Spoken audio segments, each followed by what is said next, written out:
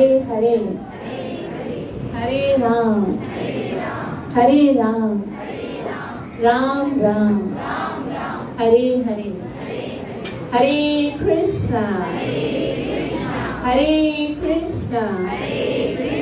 कृष्णा कृष्णा हरे हरे हरे राम राम राम हरे हरे हरे कृष्णा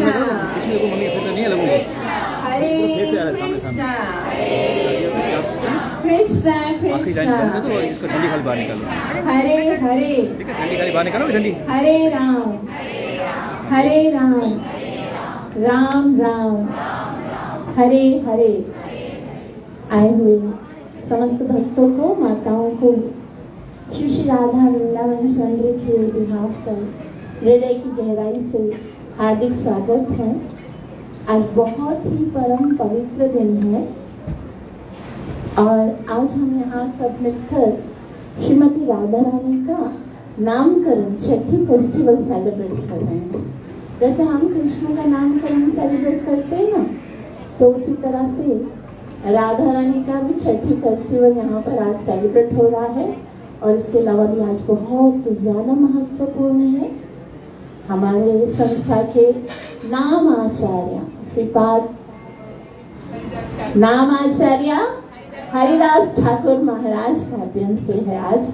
तो आज हरिनाम संकीर्तन जप करेंगे और श्रीमती राधा रानी के पवित्र नाम की महिमा को श्रवण करेंगे।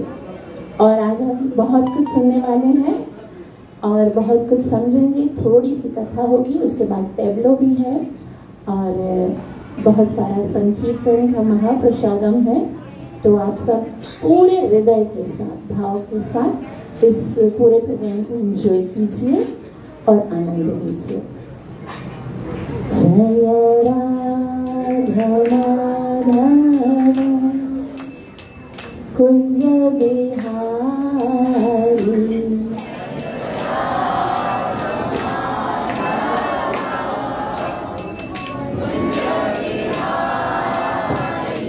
जय राधा माधव कुंज बिहारी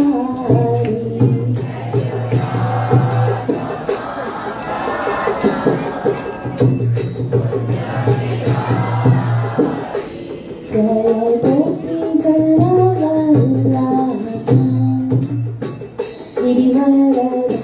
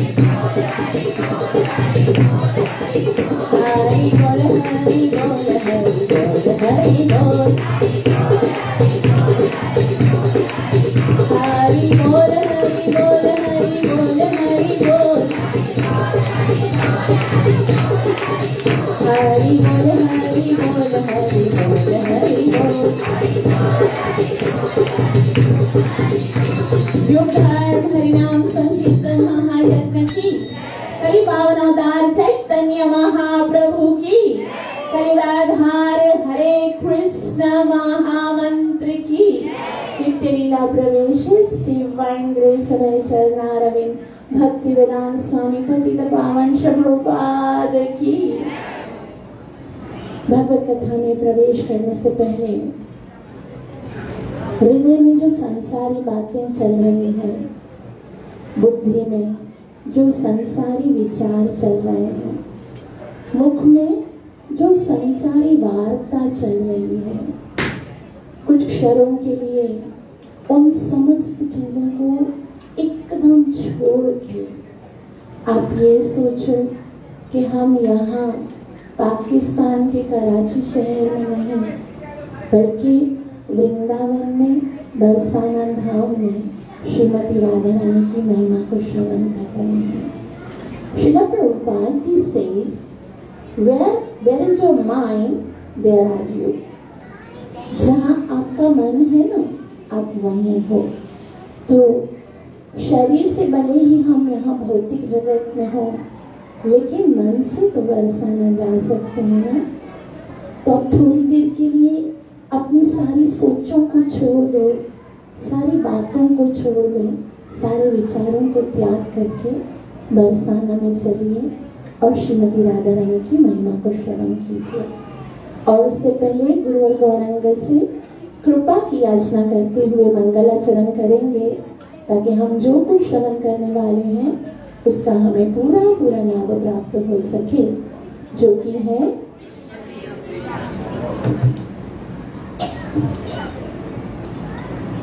गुरवे गौरचंद्राय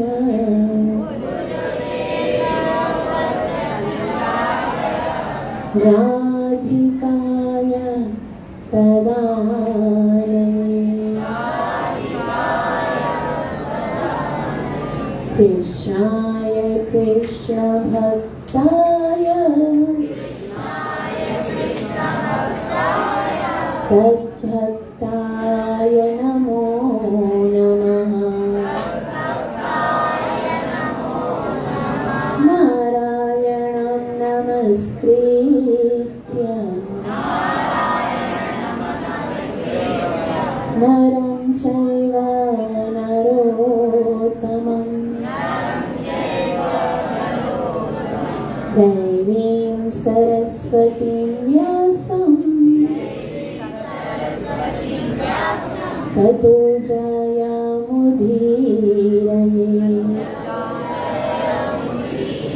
कष्टप्रायेषु अभद्रेषु नित्यं नित्यं भागवत सेवया भगवती उत्तम श्लोके भक्तिर्भवति नैष्ठिकी। जय श्री कृष्ण चैतन्य प्रभु नित्यानंद श्री अद्वैत गदाधर शिवासदि गौर भक्त वृंद। हरे कृष्णा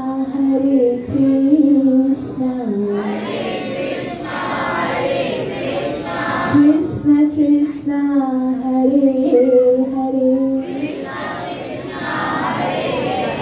हरे राम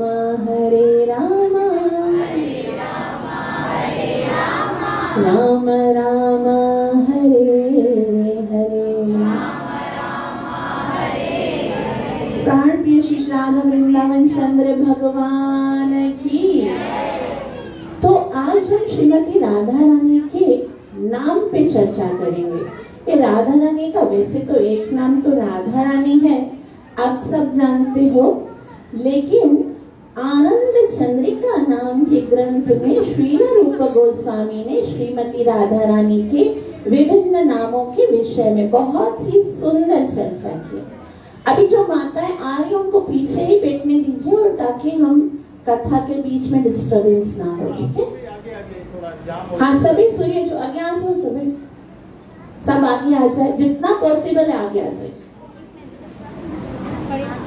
एकदम आगे आ जाए, ताकि किसी और के घुसने की जगह नहीं होगा तो फिर पीछे बैठेंगे, एकदम ठीक है। Thank you. अब हम श्री रूप गोस्वामी रचित आनंद चंद्रिका से श्रीमती राधा रानी का 10 नाम स्तोत्र पढ़ेंगे। कौन कौन पढ़ेगा? अभी जो पढ़ेगा उसको क्या लाभ मिलेगा वो मैं आखिर में बताऊंगी, क्योंकि फिर जो नहीं पढ़ेगा उससे दुख होगा ना कि मैंने क्यों नहीं पढ़ा। अगर पहले पढ़ लूंगी, बता दूंगी तो बहुत एक्साइटमेंट के साथ सब पढ़ोगे, लेकिन क्या मिलेगा या नहीं मिलेगा ये सोचकर नहीं, श्रीमती राधा रानी का नाम है ये सोच कर लेना, ठीक है?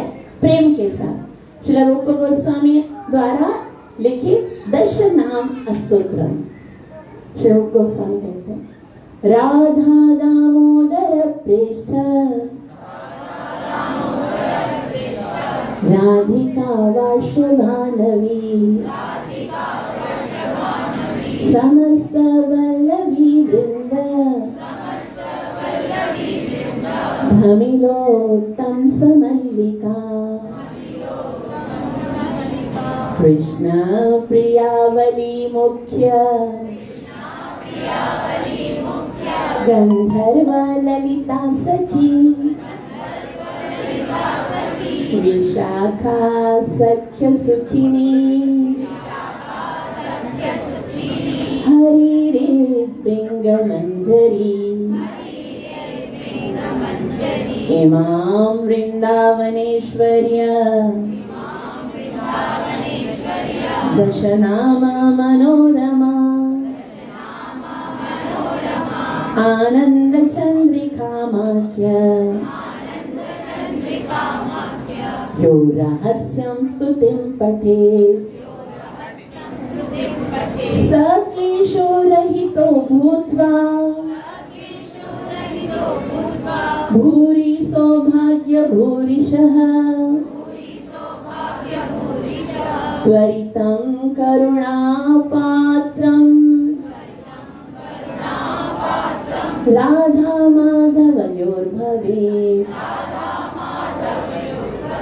तो यहाँ पर बताया गया कि सब क्लेश रहितो भूत्वा, जो ये नाम जप करेगा, जो ये नाम 10 नाम का उच्चारण करेगा, स उसके क्लेशम रहितो, उसके सारे दुख, दर्द, प्रॉब्लम्स, टेंशन, तकलीफ है वो सब रहितो, खत्म हो जाएंगे। और क्या मिलेगा? भूरी सौभाग्य भूरिशा, और उसे बहुत सारा सौभाग्य प्राप्त होगा। और उसके अलावा क्या मिलेगा? त्वरितम करुणा पात्रम, त्वरितम इंस्टेंट, उसी समय जब वो इन नामों का उच्चारण करेगा, त्वरितम करुणा पात्रम, वो करुणा का पात्र बन जाएगा। किसकी करुणा का? राधा माधव युर्भवे, राधा और माधव भगवान श्री कृष्ण का। तो कौन से नाम है? हमने अभी कौन कौन से नाम पढ़े? राधा दामोदर प्रेष्ठा, पहला नाम है राधा। रा का मतलब है जो रास मंडप में प्रकट हुई, और धा का मतलब है प्रकट होते ही वो भागती हैं, दौड़ती हैं उत्सुकता के साथ, क्या करने के लिए? भगवान की सेवा करने के लिए। तो पहला नाम है राधा, दूसरा है माधव, राधा दामोदर प्रेष्ठा, दामोदर की प्रिया है, अर्थात वो दामोदर की अत्यंत प्रिया है। और तीसरा है राधा दामोदर प्रेष्ठा राधिका। क्या है? राधिका का मतलब है जो पूर्ण रूप से उत्तमा भक्ति, अमला भक्ति, प्रेम भक्ति के साथ हर क्षण, हर कण, हर प्रत्येक हृदय में बिना टूटे भगवान की भक्ति सदा करती है, वो है राधिका। और उसके बाद चौथा है राधिका वार्षभानवी। वार्षभानवी का मतलब है वृषभानु जी की लाडली। और उसके बाद पांचवा है समस्त वल्लभी वृंद धमिलोत्तम समल्लिका। समस्त वल्लभी वृंदा, यानी वृंदावन में वैसे तो बहुत सारी गोपियां हैं, लेकिन उन सारी गोपियां में जो सबसे श्रेष्ठ है वो है श्रीमती राधा रानी, जो सारी गोपियों के शिरोमणि है वो है। और उसके बाद छठा है कृष्ण प्रिया। वो कौन है? कृष्ण प्रिया, जो कृष्ण को बहुत बहुत प्रिय है।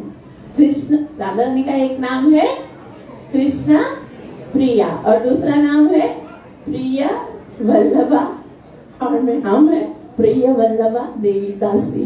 तो ऐसा कृष्ण प्रिया वली मुख्य। वली मुख्य मतलब जितनी भी कृष्ण की प्रिया है उनमें सबसे श्रेष्ठ, फर्स्ट क्लास जो गोपी है वो है श्रीमती राधा रानी। और है गांधर्व ललिता सखी। सातवां है गांधर्व, यानी वो जब बोलती है ना तो ऐसा लगता है जैसे वो बोल नहीं रही है बल्कि गुनगुना रही है, गा रही है। मतलब वो बोलती है इतना मधुर और मीठा बोलती है कि कृष्ण को लग रहा है कोई गंधर्व गाना गा रहे हैं। और गंधर्व ललिता सखी, अर्थात वो ललिता जी की सखी है। विशाखा सख्य सुखिनी, राधा रानी का एक नाम विशाखा सख्य सुखिनी है, अर्थात जो विशाखा की मित्र साथ से बहुत आनंदित होती हैं। और 10वां है हरि भृंग मंजरी, अर्थात राधा रानी वो फूल हैं जो कृष्ण के हृदय रूपी भंवरे को सदैव आकर्षित करते रहते हैं। हरिरित भृंग मंजरी। तो ये 10 नाम है, ऐसा बताया गया। इमाम वृंदावनेश्वर्य दशनामा मनोरमा, ये वृंदावनेश्वरी श्रीमती राधा रानी के 10 नाम हैं, बहुत मनोरम है। और कहाँ लिखे? आनंद चंद्रिका नाम यो रहस्यम स्तुतिम पठे। और ये आनंद चंद्रिका नाम की पुस्तक में लिखे हैं श्री रूप गोस्वामी ने। और जो उनको उच्चारण करता है सक्लेशो रहित भूत्वा, उनके सारे क्लेश समाप्त हो जाते हैं। भूरी सौभाग्य भूरिशा, और उनको बहुत सारा सौभाग्य प्राप्त होता है। त्वरितम करुणा पात्रम, इंस्टेंट वो करुणा के पात्र हो जाते हैं। राधा माधव योर भवे, राधा और माधव जी के। तो आज हम श्रीमती राधा रानी और कृष्ण दोनों के बीच में डिबेट को सुनेंगे। डिबेट का क्या मतलब होता है? हाँ, अब देखते हैं, एक है ना राधा रानी की टीम बनेगी और एक है कृष्ण की टीम। अब देखो, जब भी ऐसा है, एक दिन की बात नहीं है, वृंदावन में ब्रजधाम में कंटिन्यूस ऐसा होता रहता है। राधा और कृष्ण की टीम सदैव डिबेट चलती रहती है। और पता है क्या होता है, जब कृष्ण की टीम जीतने लगती है ना, तब तो सब शांत होते, देख रहे होते, ऐसा भी हो सकता है क्या कि कृष्ण की टीम जीते। और जब राधा रानी की टीम जीतने शुरू हो जाती है तो सब बोलने लगते हैं जय जय श्री राधे। तो अब ये है, देखते हैं आज राधा रानी की टीम जीतती है या कृष्ण की टीम जीतती है। तो ऐसा है कि वैसे तो जो कृष्ण है वो जगत गुरु है, कृष्णम वंदे जगत गुरु है, समस्त वेदों के रचयिता हैं। चैप्टर 15 वर्स नंबर 15 भगवान कहते हैं वेदैश्च सर्वे अहमेव वेद्यो, समस्त वेदों का रचयिता भी मैं हूँ, उसको जानने वाला भी मैं हूँ, और वेदों के द्वारा जाने के योग्य भी मैं हूँ।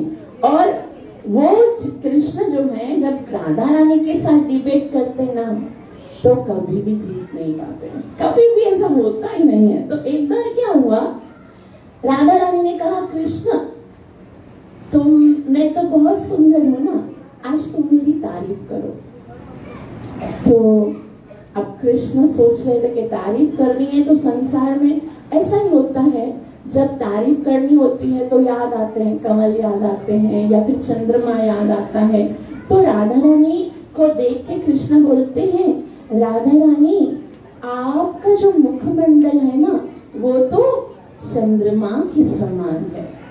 राधा रानी बोलती बस करो कृष्ण, यहाँ हमारे कुंज में बैठे हुए भी तुम्हें उस चंद्रिका की याद आ रही है, उस चंद्रावली की याद आ रही है। तो कृष्ण बोल रहे नहीं नहीं, मैं सच में भी चंद्रावली को स्मरण नहीं कर रहा था, मैं तो तुम्हारे इस मुखमंडल को देखकर केवल ये बोल रहा था कि तुम्हारा जो मुखमंडल है वो चंद्रमा यानी चंद्रमा के समान है, और चंद्रावली को तो मैं कब का भूल गया हूँ, चंद्रावली का तो मुझे कोई स्मरण भी नहीं होता।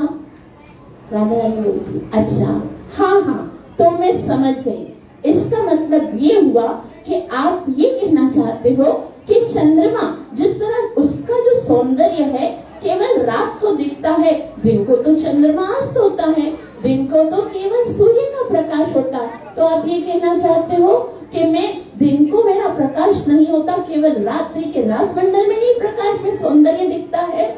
तब कृष्ण बोलते अरे ये तो मैंने सोचा ही नहीं, नहीं राधे मैं ऐसे थोड़ी बोल रहा था।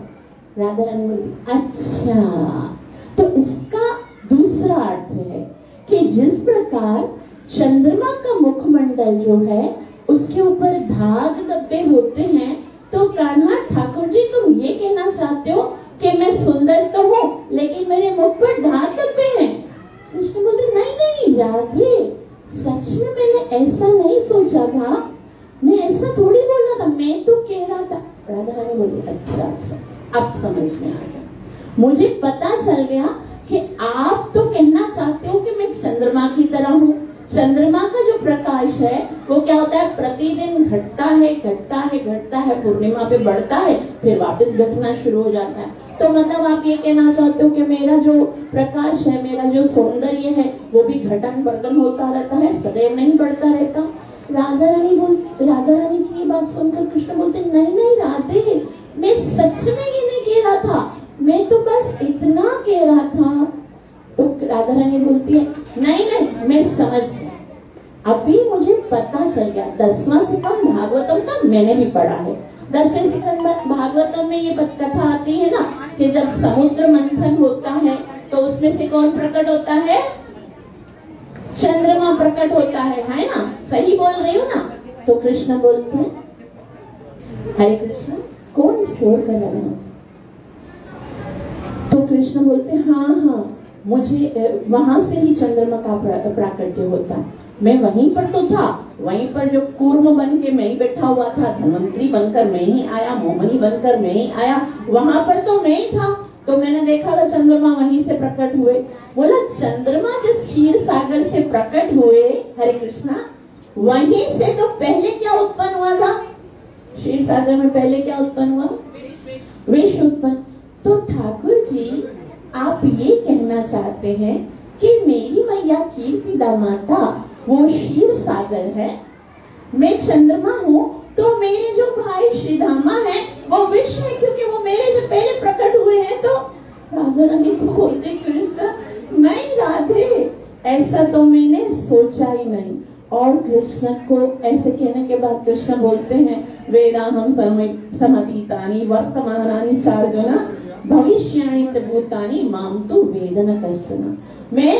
मैं तो भूत भविष्य और वर्तमान में हृदय के अंदर जीव की जितनी कामनाएं हैं वो सब जानता हूँ, लेकिन श्रीमती राधा रानी के साथ जब मैं तर्क वितर्क करता हूँ तो मेरा हारना तो निश्चित है, मैं तो कभी नहीं जीत सकता। इसलिए राधा रानी के जो भी पक्ष वाले होते हैं वो सब चिल्लाते हैं जय जय श्री राधे। तो राधा रानी कहती है कि आप बताओ कौन जीता? कृष्ण बोलते हैं राधे मुझे क्षमा कर दो, मुझे क्षमा कर दो, मैं हार गया।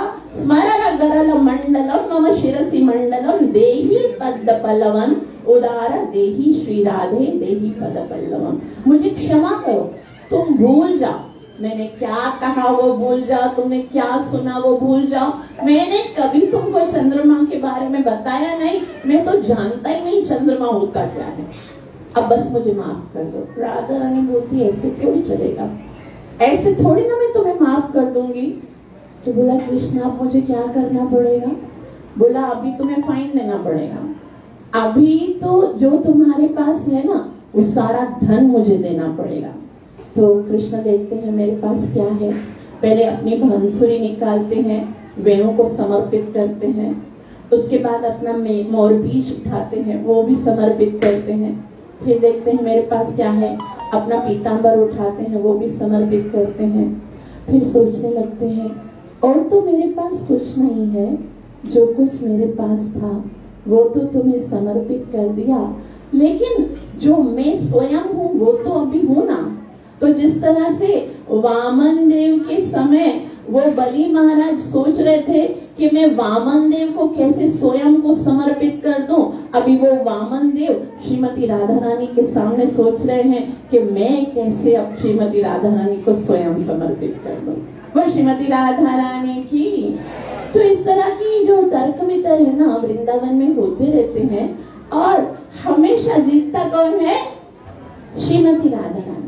और खाली राधे कृष्ण में तर्क वितर्क नहीं होता है, वहां पर राधा और कृष्ण के तोते भी हैं। मैंने आपको बताया था ना तोते हैं शुक और सारी, अब उनमें भी हमेशा तर्क वितर्क होता है। तर्क वितर्क होता है मतलब तोता जो होता है वो बोलता है कि कृष्ण श्रेष्ठ है, और सारिका बोलती है कि राधा रानी श्रेष्ठ। एक बार क्या हुआ, चैतन्य महाप्रभु जो कि राधा और कृष्ण के मिलित स्वरूप है।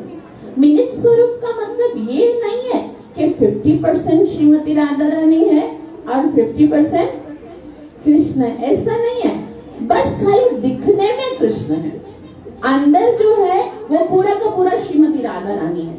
हृदय भी राधा रानी का है, भाव भी राधा रानी का है, कांति भी राधा रानी का है, भक्ति भी राधा रानी की है, प्रेम भी राधा रानी के। कृष्ण तो बस खाली दिखने मात्र को कि कृष्ण पुरुष अवतार में आए, बाकी तो खाली राधे राधे हैं।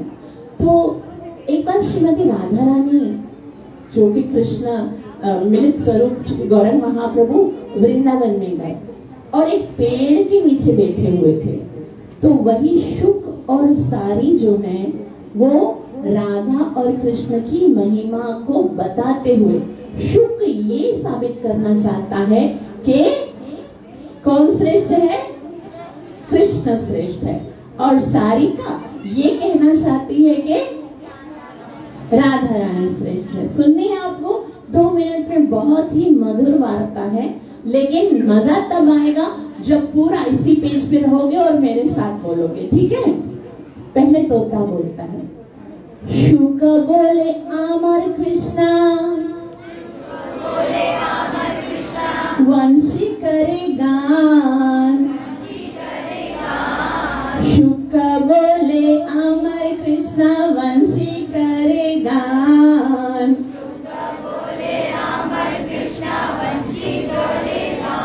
तो सारिका बोलती एक मिनट, ये तो मान लिया कि आपके कृष्ण वंशी का गान करते हैं, लेकिन क्यों करते हैं, उसके पीछे का रहस्य है वो बताओ। सारी बोली सत्य वचन, बोले राधा नाम, शुक बोले अमर कृष्णा वंशी करे गान।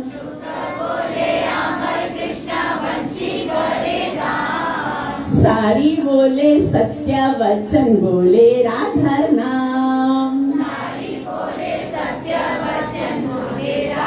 अरे शुक ने सोचा थोड़ा बदलना पड़ेगा, अब क्या करना है। शुक बोलते हैं, शुक बोले अमर कृष्णा गिरिधरे छिला,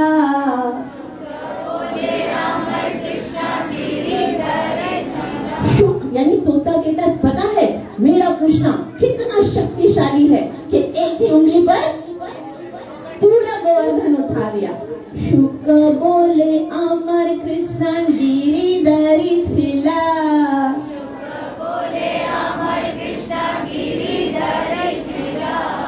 सारी बोले अमर राधा शक्ति संचारीला। अरे तुम्हारा कृष्णा तो शक्तिमान है, उसकी शक्ति तो मेरी राधा रानी है, अगर राधा रानी उनको शक्ति ना देती तो वो कैसे गोवर्धन उठाते। तो शुक ने सोचा कि भाई अब तो फिसल रहा हूँ, मुझे तो अपने पक्ष को बहुत ही भारी करना है, तो क्या करना पड़ेगा, श्रीमती राधा जो कृष्ण की जो मैया है उनको लाना पड़ेगा। और वो कैसे बोलते हैं, शुक बोले अमर कृष्णा यशोदा जीवन, शुक बोले अमर कृष्णा यशोदा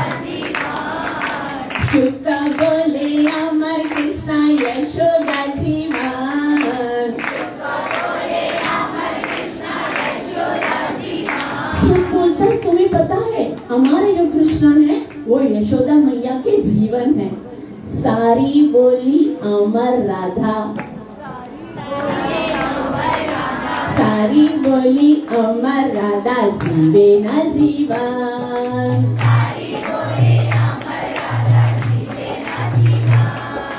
सारी बोली अमर राधा जीवे न जीवन।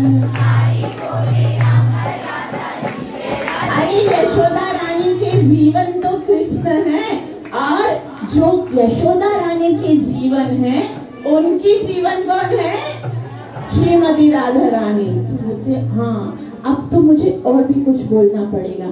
तो शुक बोले अमर कृष्णा जगत चिंतामणि,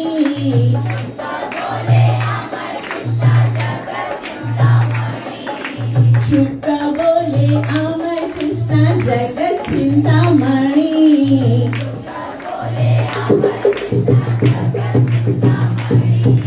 सारी बोली अमर राधा प्रेम प्रदायनी,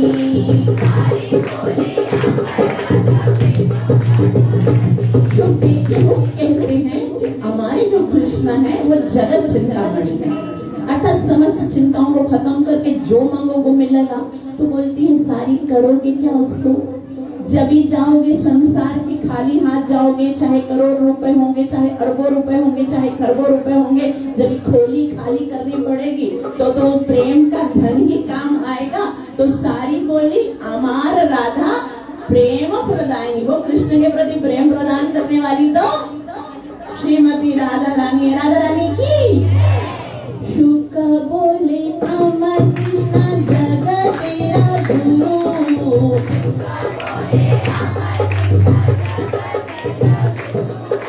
शुक बोले अमर कृष्णा जगत तेरा गुरु।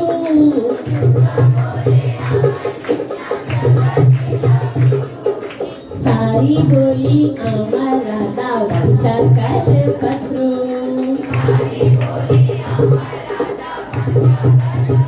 तो शुक बोलता है तुम्हें पता है सारी मेरे कृष्णा जगत के गुरु हैं, कृष्णा नंदे।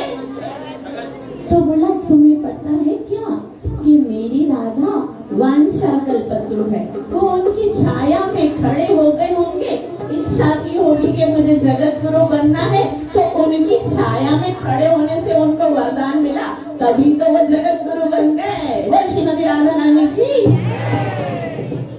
शुक बोले अमर कृष्णा माथे मयूर पंखा,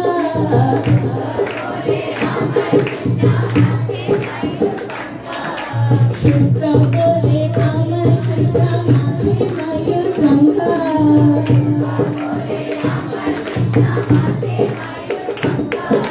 सारी बोली अमर राधा नाम खाते लेखा,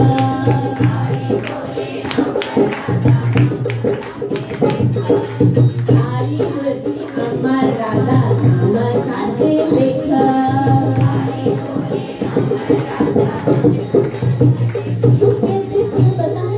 कृष्ण कितने सुंदर हैं, वो माथे पर मयूर का पेट लगाते हैं। उन्हें पता है क्यों लगाते हैं, जरा गौर से उस मोर पंख पे देखो, सारी बोली अमर राधा नाम ताते लेखा, उसके ऊपर कहीं न कहीं मेरी राधा रानी का नाम लिखा होगा, तभी तो वो सर पे लगाते हैं उसको।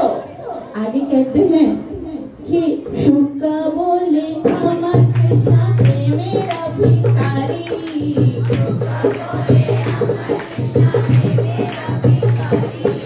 शुक बोले अमर कृष्णा मेरा भिखारी,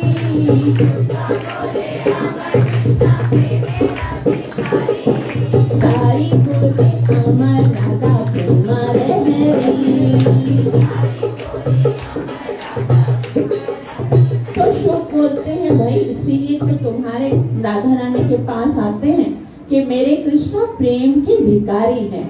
तो बोला वो भिखारी हैं तो प्रेम मांगते मांगते कटोरा लेकर आते हैं, और भरने वाली कौन है, उस प्रेम को प्रदान करने वाली कौन है, श्रीमती राधा रानी। अगर वो भरेगी नहीं तो उसका कटोरा कैसे भरेगा। आगे कहते हैं शुक बोले अमर कृष्ण जगत तेरा प्राण,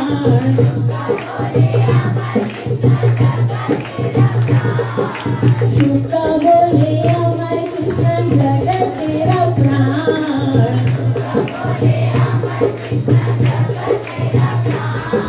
सारी बोले अमर राधा जीवन करे दान,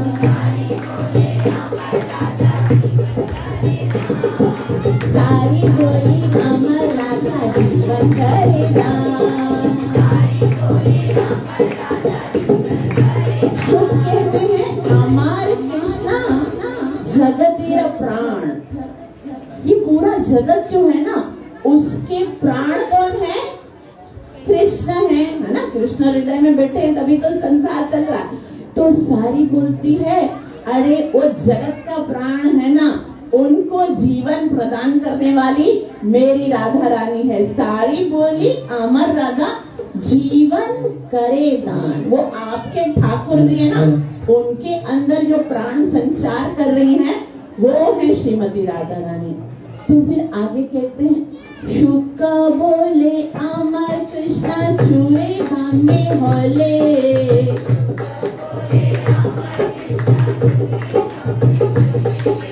सारी बोले अमर राधा चरण स्पर्श पाले,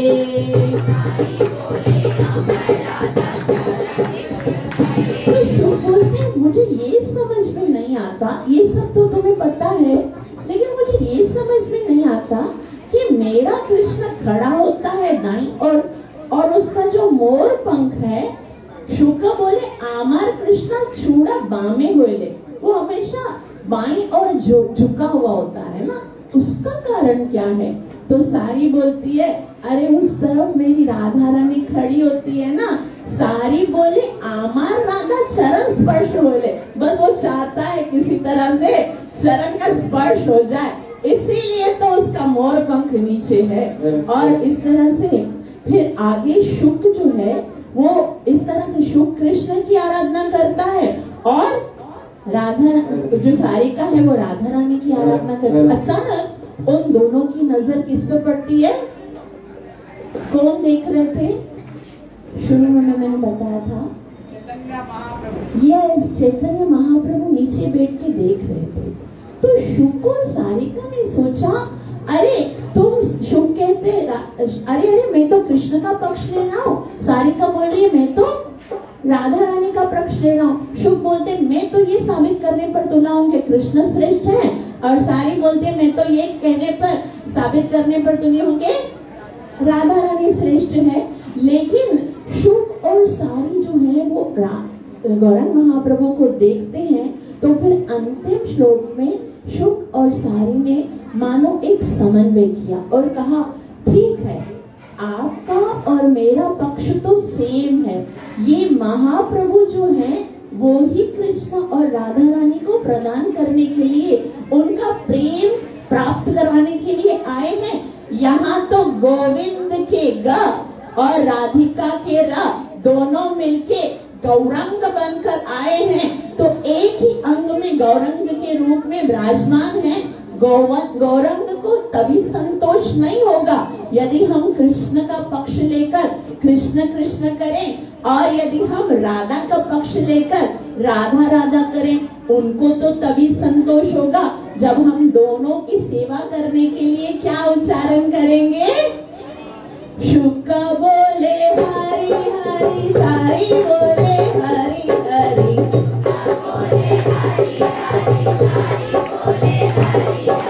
शुक बोले हरि हरि, सारी बोले हरि हरि,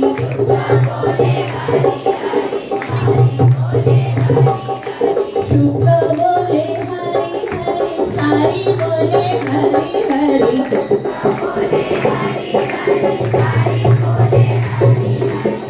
गौरंग प्रीति एक बार हरि हरि हरि बोलो।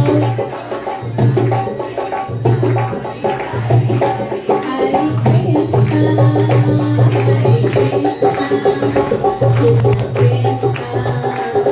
हरे हरे, हरे राम राम राम हरे हरे।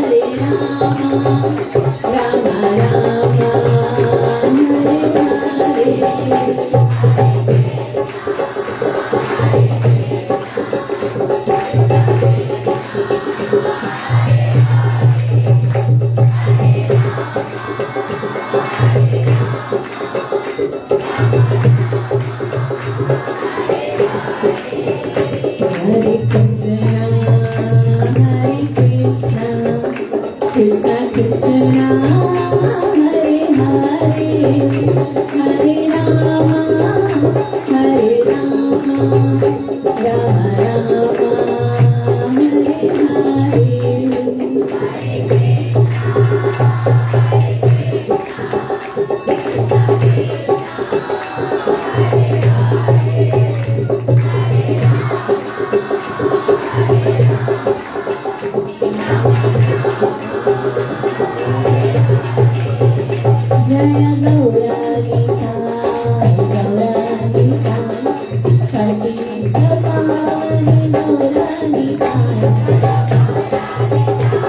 कृष्ण हरे हरे, हरे राम राम राम